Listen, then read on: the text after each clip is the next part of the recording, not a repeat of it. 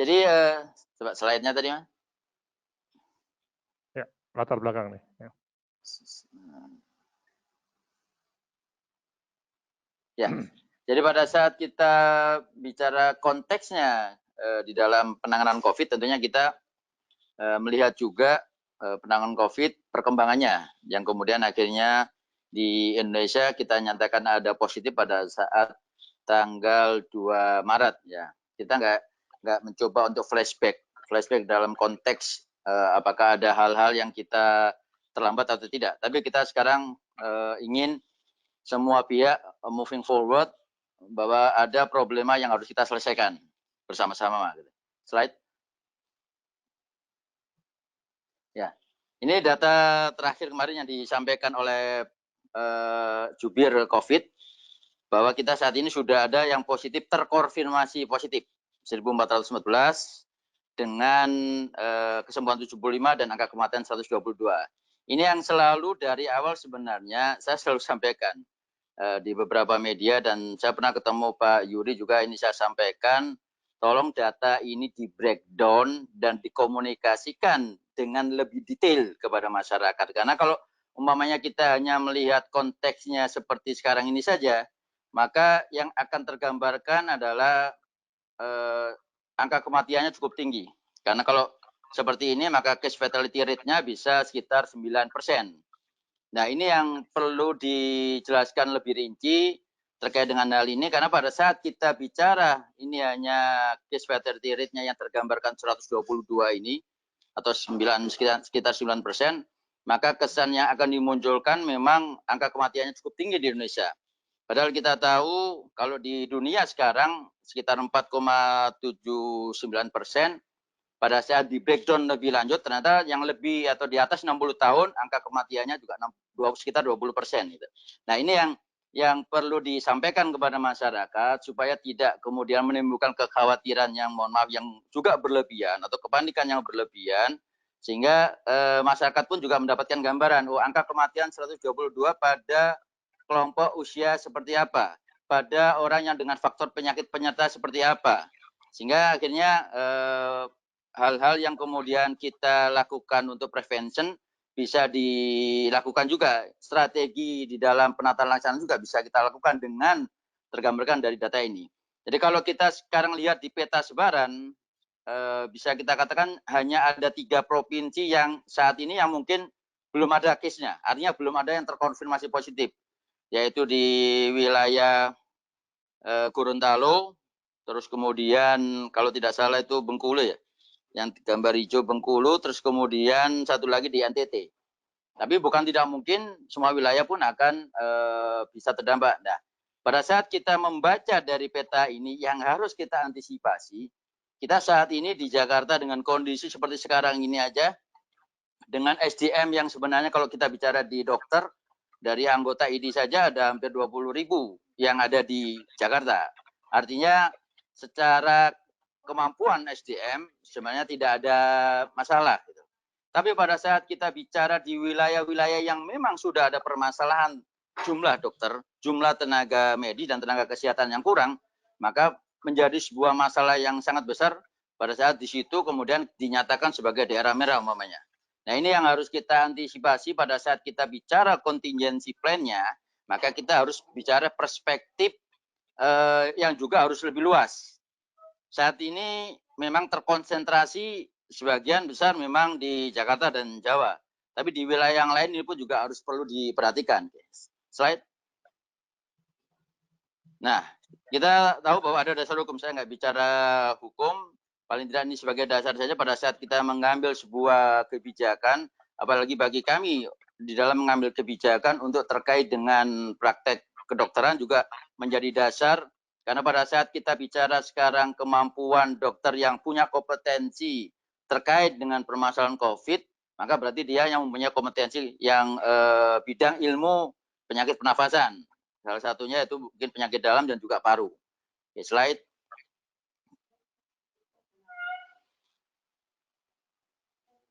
Slide. Ya. Jadi kita tahu bahwa ada istilah yang kemudian berdefinisi sekarang ada penyakit infeksi emerging ya. atau lebih sekarang ada namanya PNERE ya, New Emerging Infectious Disease dan Re-Emerging Infectious Disease, yang itu kemudian salah satunya ini sekarang ini adalah COVID-19. Oke, lanjut. Nah, sekarang bagaimana sebenarnya kesiapan tenaga medis? Slide. Nah, kita tahu bahwa kalau kita bicara tenaga kesehatan, nanti mungkin juga ditambah oleh Mas Harif dan Pak Seno di PDGI dan PPNI. Di dokter sendiri ada dokter umum, ada spesialis paru, spesialis penyakit dalam, spesialis anak yang saat ini merawat. Artinya dia melakukan penanganan COVID-nya. Dan mereka juga terlatih PPI dan terlatih PIE tadi, penyakit infeksi emerging tadi. Nah, ini yang kemudian kemarin Ketua Umum PBID, Dr. Daeng, yang mungkin juga ada di dalam forum kali ini, kita membuat surat yang kemudian kita sebut dokter semesta. Kenapa itu konteksnya mobilisasi dalam konteks bukan kemudian semua dokter disuruh perang, tidak. Tetapi konteksnya bahwa pada saat kita bicara sebuah kewenangan, apalagi bicara pada permasalahan-permasalahan saluran pernafasan yang kemudian berimplikasi pada infeksi pneumonia sampai ke arah sepsis ARDS, maka ada kewenangan-kewenangan yang memang saat ini pada kelompok-kelompok ilmu yang terkait, yaitu yang seperti yang di atas, spesialis paru, penyakit dalam kalau kaitan dengan anak, spesialis anak, dan juga nanti ada kaitannya juga kalau udah masuk di ICU ada intensivis gitu. Nah, tidak semua dokter punya dalam artian tidak punya semua dokter punya kewenangan terkait dengan permasalahan problem di pernafasan. Ya, ini yang kemudian pada saat bicara bahwa kita saat ini dibutuhkan tenaga SDM yang cukup banyak. Baik itu konteksnya di dalam pelayanan, penanganan, dan tentunya di garda depannya itu adalah ada teman-teman dokter umum.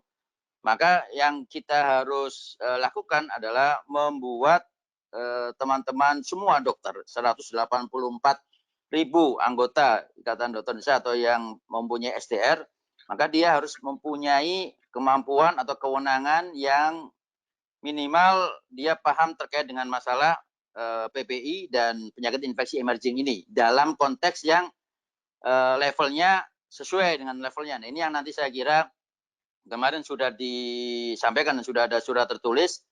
Nanti dari kami di MKKI, Majelis Kolegium juga akan membicarakan lebih detail terkait dengan kewenangan ini yang mungkin nanti disupport juga oleh Konsil dan Kementerian Kesehatan tentunya pada saat kita bicara apakah kemudian selain dokter-dokter yang mempunyai kewenangan itu, kemudian dokter yang lain diberikan kewenangan juga atau kita sebut dengan kewenangan tambahan melalui sebuah surat tugas.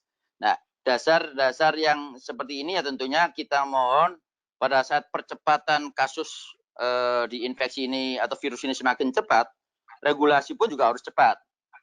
Jadi jangan sampai kita bergerak virusnya bergerak cepat, kita profesi bergerak cepat, kelompok yang bergerak cepat, tapi regulasinya terlambat. Ya, karena tentunya bagi kami ya teman-teman juga butuh perlindungan hukum pada saat menjalankan tugas sebagai dokternya gitu.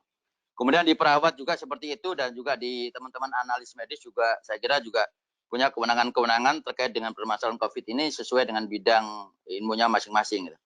Slide. Nah, kita tahu bahwa ada protokol kesehatan penanganan COVID, mulai dari tenaga kesehatan di Fasiankes yang akan melakukan screening suspek, ya. Kemudian yang di rumah sakit rujukan di ruang isolasi, kemudian pemeriksaan spesimen, ya. Kemudian kalau ada hasilnya positif, saya kira ini kita tidak detail ke arah sini, tapi pada saat kita bicara protokol kesehatan penanganan COVID seperti ini, bahasa saya mohon maaf, dokter bukan hanya garda terdepan, atau tenaga medis, dokter dan perawat dan teman-teman tenaga kesehatan tidak hanya di garda depan, tapi kita juga di benteng terakhirnya.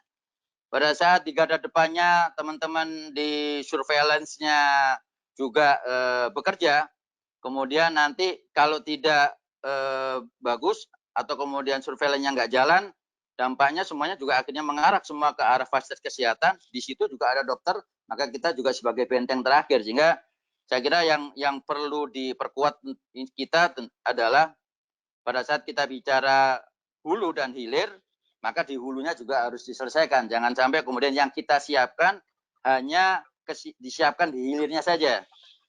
Jadi mohon maaf tadi mungkin yang disampaikan Pak Sekjen, saya kira nanti kita juga jangan terkonsentrasi di hilir semua.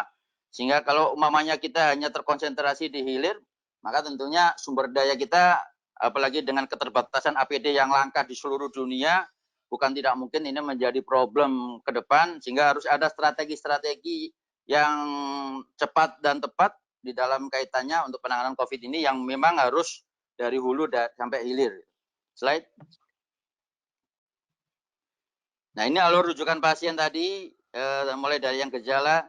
Jadi yang perlu kita sampaikan juga kepada semuanya yang hadir di webinar kali ini, bahwa saat ini karena proses di dalam penanganan pasien di frontlinernya itu ada di teman-teman dokter, terutama di klinik praktek mandiri, ya, kemudian dokter praktek mandiri, puskesmas, rumah sakit swasta, di mana di frontliner itu pasien itu bisa semuanya datang ke mana aja.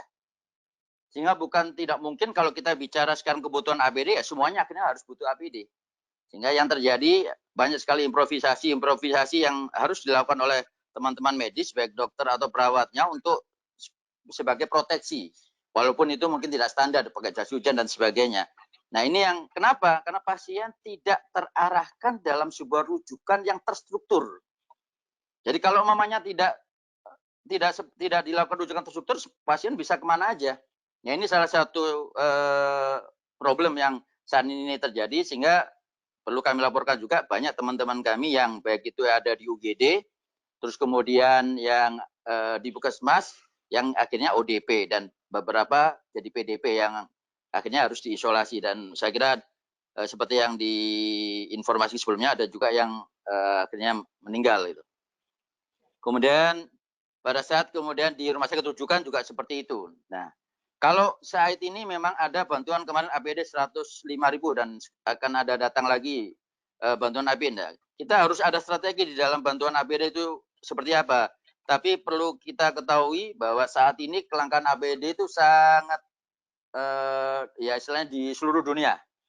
Jadi kalau kita hanya mengandalkan import, saya kira tidak akan mencukupi. Mau tidak mau usaha-usaha dalam negeri, UMKM yang kemudian difasilitasi oleh pemerintah untuk membuat dengan skala yang besar untuk kebutuhan APD. Karena itulah senjata bagi kami, tenaga medis. Dokter dan perawat membutuhkan itu. Karena kalau hanya sekedar kita hanya diberi pengetahuan, tapi kita tidak dimobilisasi, kemudian kita tidak diberikan APD, sama aja dengan kita menciptakan satu kelompok sumber penularan, yaitu tenaga medis, yang akan menjadi sumber penularan yang bukan tidak mungkin penyebaran ini bisa kemana-mana. Karena kita juga kontak dengan pasien lain, kita kontak juga dengan masyarakat dan keluarga. Oke, slide. Ini rujukan pasien, ada rujukan spesimen, ini saya kira ini lanjut aja. Di ambulan juga nanti petugas ambulan, ya pada saat kita tahu bahwa banyak sekali pasien yang kemudian datang ke rumah sakit swasta, kemudian dirujuk. Pada saat dia dirujuk, terus kemudian ambulannya tidak standar. Mau tidak mau ambulannya harus disinfektan. Driver ambulannya juga tidak memakai alat yang lengkap. Artinya ini yang terjadi. Jadi kesiapan dengan APD lengkap, dengan ambulannya lengkap hanya dalam satu situasi yang memang itu disiapkan. Contoh kalau seperti di DKI dengan PSG-nya, dia memang sudah disiapkan untuk itu. Tapi tidak semua daerah punya PSG seperti di DKI atau di beberapa kota yang memang sudah siap dengan PSG-nya. Nah, ini yang juga harus perlu diperhatikan juga. Jadi alur transport pasien, kemudian jemput bola, artinya ambulan yang menjemput, ya, karena banyak juga informasi yang kita dapatkan yang jemput bukan ambulan, tapi dia naik Grab, naik Gokar, sehingga akhirnya itu menjadi sumber penularan juga. Slide. Nah, tata laksana di UGD juga saya kira saya tidak detail teknis klinisnya, kita lebih ke arah nanti bagaimana kebijakan terkait dengan problem di tenaga medis. Slide. Ini terus juga jadi tugas-tugas dokter atau tenaga medis, ya. Ada mulai dari depan sampai ke ruangan isolasi ICU. Slide. Kemudian perlu juga dilakukan pemantauan kesehatan petugas. Nah, apakah ini kemudian dilakukan? selama ini yang kemudian tidak semua juga bisa melakukan seperti ini, hanya pada beberapa rumah sakit yang rujukan terutama, dan rumah sakit yang di tipe A, tersier yang melakukan. Tapi yang pada saat kita bicara di rumah sakit swasta yang sebagai frontliner, terus kemudian rumah sakit RSUD daerah, nah ini yang harus kemudian ada regulasi yang tegas, yang harus mengatakan bahwa pemantauan kesehatan petugas ini harus dilakukan secara kontinu. Sehingga pada saat kemudian kita melakukan penapisan, yang itu kemudian ada keluhan, maka harus langsung dilakukan isolasi, baik itu isolasi mandiri ataupun isolasi di rumah sakit, sesuai dengan ketentuan ODP atau PDP gitu. Slide. Nah ini ada yang beredar di medsos yang saya kira ini penting, ya, bagaimana personel daripada tim medis, ya, tidak boleh bawa laptop, tidak boleh bawa tas ke rumah sakit, sehingga ada beberapa regulasi internal. Jadi ini akhirnya regulasi internal yang dibuat oleh beberapa rumah sakit.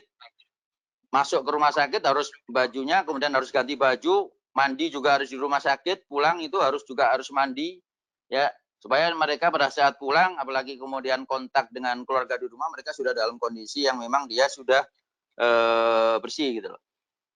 Nah ini hal-hal yang seperti ini yang tidak semua melakukan, hingga hanya beberapa rumah sakit yang memang improvisasi atau kebijakan dari rumah sakit tersebut. Tapi saya kira kalau ini kemudian dijadikan regulasi, apalagi dengan keterbatasan alat proteksi diri yang ada, maka regulasi ini perlu untuk kemudian dibuat secara terpusat melalui Kementerian Kesehatan. Slide. Nah, apa sekarang contingency plan-nya? Slide.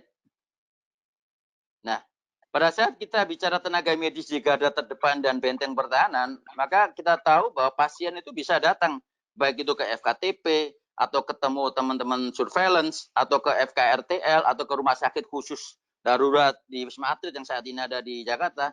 Sehingga apa? Semuanya bisa terkontak. Gitu lah. Semua tenaga kesehatan, tenaga medis di semua fasilitas kesehatan bisa terkontak dengan pasien-pasien yang pada saat itu mungkin masih ODP, tapi dia mungkin sudah positif. Karena kita tahu bahwa gejala yang minimal dan cenderung asimptomatik karier itu hampir sekitar 80%. Nah ini yang perlu diwaspadai juga, sehingga pada saat pasien itu boleh kemana aja, maka kemungkinan kontak itu semakin tinggi di fasilitas kesehatan. Oke, slide. Nah, kita tahu ada alur rujukan. Kalau kita bicara sekarang skema di JKN atau skema di BPJS, ada alur rujukan yang saya kira juga pasien-pasien yang selama ini di kasus COVID ini, laporan yang disampaikan oleh teman-teman di daerah, di FKTP, di klinik praktek mandiri, mereka banyak sekarang pasiennya. Jadi lebih banyak pasiennya datang sekarang ke sana hanya untuk tanya, kemudian periksa, karena dia dengan batuk pilek saja udah takut COVID gitu loh. Waktunya tinggal 2 menit. Oh, siap Prof. Siap Prof. Ini terlalu asik Prof. Jadi oke, jadi itu yang perlu diwaspadai. Jadi usulan saya, Mbak, slide. Nah, kita tahu bahwa di JKN ada mobile JKN, atau tadi yang disampaikan oleh Pak Sekjen ada aplikasi-aplikasi yang bisa dimanfaatkan, sehingga prinsipnya adalah meminimalisasi kontak. Tapi tentunya di dalam meminimalisasi kontak ini ada Vaskes juga menyiapkan tanya jawab yang bisa dilakukan via aplikasi. Yang sekarang dilakukan oleh teman-teman terutama spesialis, akhirnya pembatasan. Jadi yang pasien-pasien yang tidak emergensi, tidak dilakukan tindakan operasi, atau yang tidak ada keluhan-keluhan di masing-masing yang penting-penting, itu tidak perlu datang ke poli. Jadi itu kreativitas atau kebijakan yang dilakukan di teman-teman profesi gitu. Tapi kalau maunya pasien itu diarahkan bahwa mereka itu bisa bertanya, jadi mereka harus datang ke Vaskes. Satu lagi juga kemudian terkait dengan obat kronis, Prolanis juga. Mungkin dengan aplikasi, maka dia hanya meneruskan obat, maka obat itu bisa langsung diantarkan, tidak perlu pasiennya itu datang ke rumah sakit. Artinya kita mencoba dengan teknologi ini adalah meminimalisasi kontak supaya pasien tidak terkontak dengan dokternya. Slide. Jadi ini beberapa contoh, ada teman-teman di daerah yang sudah melakukan. Tapi apakah ini kemudian dilakukan oleh semua vaskes, apalagi di FKTP? Nah, ini saya kira perlu ada kebijakan nanti di BPJS yang kemudian dibuatkan regulasinya oleh Permenkes untuk kemudian diarahkan untuk saat ini, kondisi seperti ini, semuanya memakai metodologi dengan metodologi teknologi informasi ini. Slide. Ini beberapa contoh yang juga di mobil jakan yang saya kira ini perlu dimanfaatkan, tapi waktu saya tanya ke teman-teman ya tidak semuanya bisa manfaatkan dengan model mobil JKN ini. Slide. Nah, terus ya ini apa yang harus disiapkan? Terus saya kira lanjut terus saja, ini saya tidak perlu detail. Nah, ini kesiapan, jadi harus ada sistem komando medis juga. Jadi insiden komen sekarang kalau kita bicara di emergency nggak jalan. Kalau saya bisa sampaikan, terutama di DKI, bagaimana mengatur pola rujukan.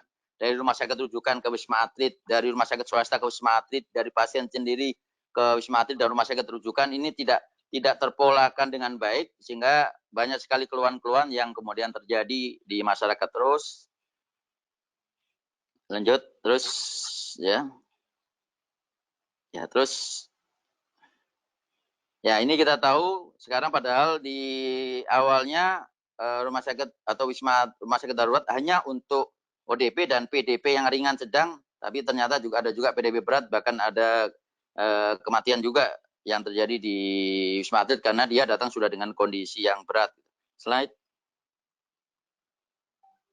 Nah, ini yang kita dapatkan bahwa kondisi kelangkaan APD ini menjadi masalah dunia.